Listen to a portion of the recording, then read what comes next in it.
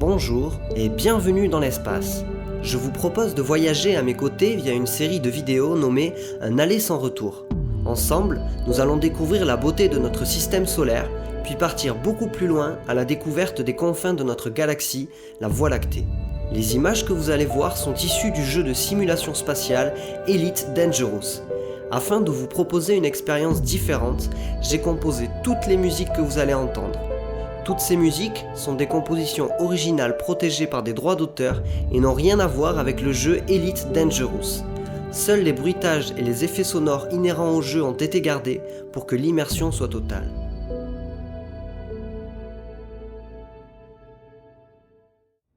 Dans cette 5e vidéo, nous faisons face à l'énigmatique Europe.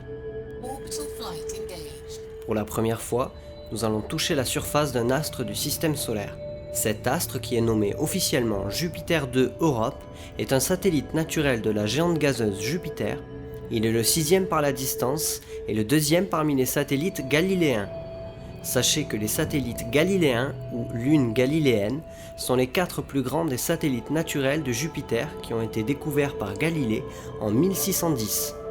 Europe a une rotation synchrone, ce qui lui fait montrer toujours la même face à la planète autour de laquelle elle orbite, tout comme la Lune avec la Terre. Sa surface est striée de craquelures et de rayures, avec relativement peu de cratères. Cette surface très lisse et ses structures rappellent fortement les banquises des régions polaires terrestres. À titre personnel, cet endroit me rappelle légèrement une 6e planète du système Hôte. L'analyse par spectrométrie infrarouge effectuée par la sonde Galileo a révélé la présence à la surface d'Europe de cristaux de sulfate de magnésium qui, sur Terre, se retrouvent dans les lacs asséchés. Bien que sa température soit au maximum de moins 150 degrés Celsius, on suppose qu'en dessous de sa surface se trouve un océan liquide d'environ 90 km de profondeur. Europe, qui est à peine plus petite que notre Lune, contiendrait 2 à 3 fois plus d'eau liquide qu'il n'y en a sur Terre.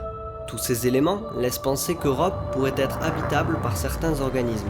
À ce sujet, la NASA projette de lancer vers 2020-2030 une sonde spatiale dans le système de Jupiter afin d'étudier en détail Europe. Nous allons maintenant nous diriger vers un lieu qui va nous permettre de nous poser en toute sécurité. Je vous laisse apprécier notre premier contact avec le sol et je vous retrouve juste après avoir déployé le VRS afin de vous amener hors du vaisseau pour la première fois. Landing gear deployed.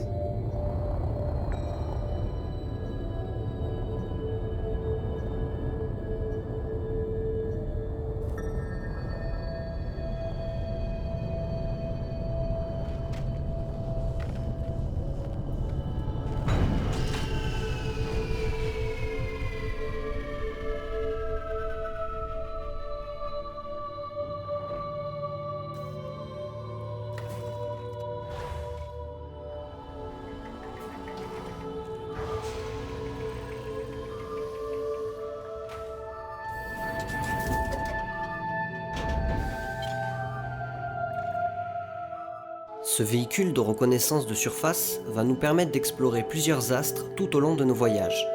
Ce scarabée spatial est équipé pour affronter les milieux les plus hostiles. Il possède 8 roues et 2 propulseurs latéraux. Les propulseurs permettent de faire des bonds plus ou moins importants en fonction de la gravité de l'astre sur lequel on se trouve. Cela est utile notamment pour le franchissement des crevasses, mais aussi pour se sortir de certaines situations difficiles. Je vais vous laisser profiter quelques instants d'une descente en glissade plus ou moins maîtrisée et je vous retrouve juste après pour entamer notre nouveau voyage vers Jupiter.